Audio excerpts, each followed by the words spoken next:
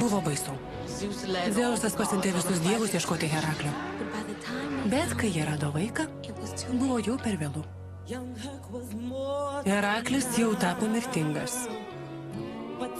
Bet kadangi neišgėrė visko iki paskutinio lašo, vis dar turėjo savo dieviškas galias.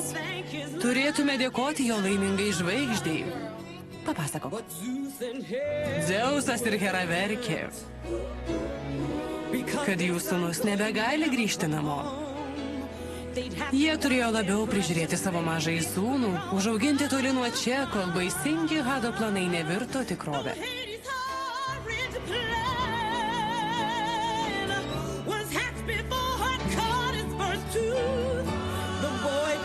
Kai Herakliui iškrito pirmasis dantis, vaikas augo kasdien vis stipresnis.